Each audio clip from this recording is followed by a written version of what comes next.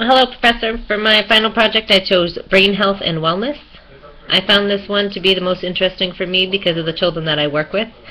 A lot of them have special needs, and learning how the brain develops at an early stage in life, I think, will help me better understand how to work with them. I saw your comments on my paper, on my last journal entry, to do ages birth to 2 years, which I think is great because that'll fall into the children that I work with.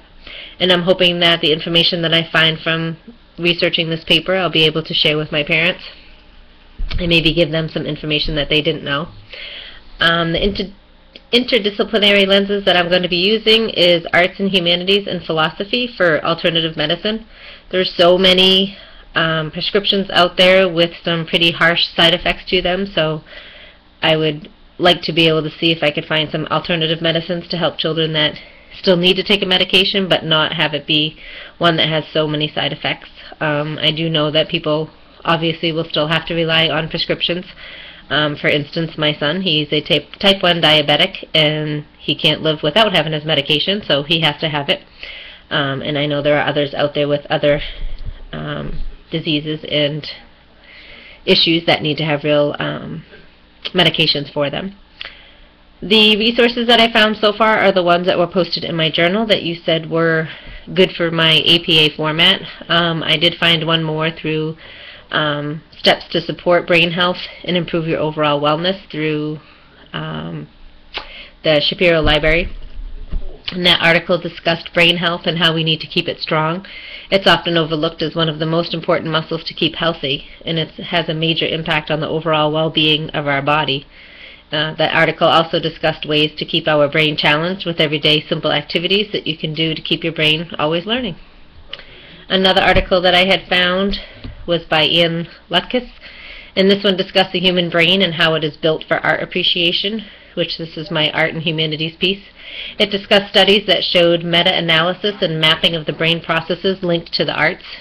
Viewing paintings engages a number of different regions of the brain, natural biological processes that help people get better.